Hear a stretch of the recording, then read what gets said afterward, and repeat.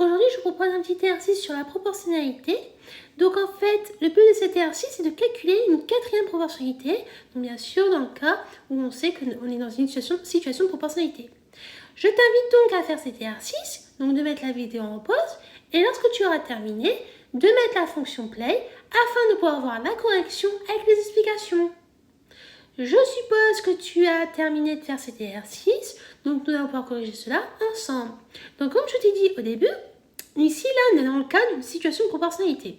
Donc quand on est dans le cas d'une situation de proportionnalité, pour calculer une quatrième proportionnalité, on peut utiliser l'égalité des produits en croix. Et donc, cette égalité, comment on fait pour la calculer? Déjà l'inconnu qu'on cherche ici, par exemple pour la première question, on va l'appeler x. D'accord? Et donc, comment on fait pour déterminer cette quatrième proportionnalité? Donc ici, c'est x. Comme tu peux voir, on a ici une diagonale où on a deux valeurs qu'on connaît. Donc, c'est-à-dire, là, on a 37 et 37,7. Et on a une autre diagonale ici, on a 13 et une inconnue. Et l'inconnue qu'on cherche, c'est cette quatrième proportionnalité. Donc, comment on va faire pour exprimer notre égalité des produits en croix ici? Et regarde l'astuce. Comme je viens de te dire, ta première diagonale, c'est les deux valeurs que tu connais. Donc, tu as 37,7 et 37. Donc, c'est comme si tu faisais 37,7 fois 37. Le tout divisé par 13 et ça te donne x. Donc, là, je t'ai donné le schéma, la méthode, le chemin, comment faire pour déterminer la valeur de x automatiquement. Et comme tu vois, j'ai fait une petite boucle. Et cette petite boucle, c'est comme si c'était une croix. Donc maintenant, on va rédiger tout ça au propre pour que tu arrives bien à voir visuellement ce que je voulais dire à l'oral. Donc, première question. On va écrire l'égalité des produits en croix.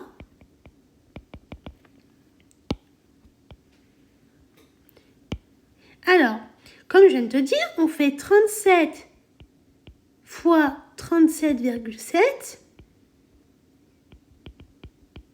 qui est égal à 13 multiplié ici par x. Donc x, c'est notre quatrième proportionnalité qu'on cherche, d'accord? Mais nous, on cherche quoi? On cherche à avoir x. Donc,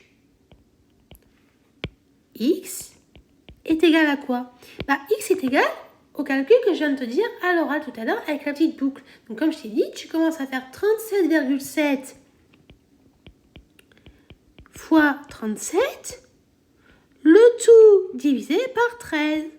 Donc, bien sûr, tu aurais pu aussi écrire 37 fois 37,7, le tout divisé par 13. Pourquoi? Parce que la multiplication, c'est commutatif. D'accord? Donc, lorsque tu fais ça, cette opération-là, sur ta calculatrice, tu vas trouver 107,3.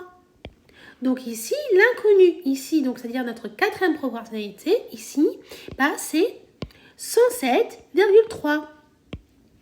Donc là, maintenant, on va utiliser la même méthode pour la question 2.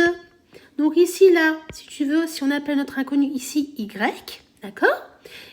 Pareil, on va faire une fois 42, le tout divisé par 1,2 et on va trouver y. Donc maintenant, on va écrire tout ça.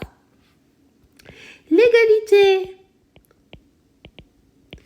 des produits en croix. Donc, on a dit c'est une fois 42 qui est égal à 1,2 multiplié ici par y. Donc, y est égal à 1 fois 42, le tout divisé par 1,2. Et ça, quand tu fais ça sur ta calculatrice, tu fais 1 fois 42, le tout divisé par 1,2. Ça te donne 35. Donc ici, notre quatrième proportionnalité est égale à 35. Voilà. Donc là, on a fait notre deuxième question. Maintenant, on va faire pareil pour la troisième question. Question 3. Donc là, si on appelle notre inconnu, par exemple, je ne sais pas, z. Donc là, si on cherche à avoir z, on va procéder de la même manière. C'est-à-dire qu'on va faire 41 fois 27,9. le tout divisé par 36,9 et on va trouver Z. Donc, on va écrire tout ça. L'égalité des produits en croix. Donc, ça nous fait 41 fois 27,9 est égal à 36,9 multiplié par Z. Donc, Z est égal à quoi? Est égal à 41 multiplié par 27,9, le tout divisé par 36,9. Et ça nous donne quoi d'après la calculatrice? Donc, on fait 41 fois 27,9, le tout divisé par 36,9. Ça nous donne 31. Donc là, on a déterminé notre quatrième proportionnalité à l'aide de l'égalité du produit en croix. Donc là, on a terminé sur la question numéro 3. Maintenant, la question numéro 4, on a quoi? Donc là, par exemple, si on cherche maintenant un inconnu, on va l'appeler W. Donc, si on utilise toujours la même méthode, là, on va faire 23,4 fois 49, le tout divisé par 49, et on va trouver notre quatrième proportionnalité, c'est-à-dire là, notre W. Donc, là, on va faire, d'abord, on va rédiger l'égalité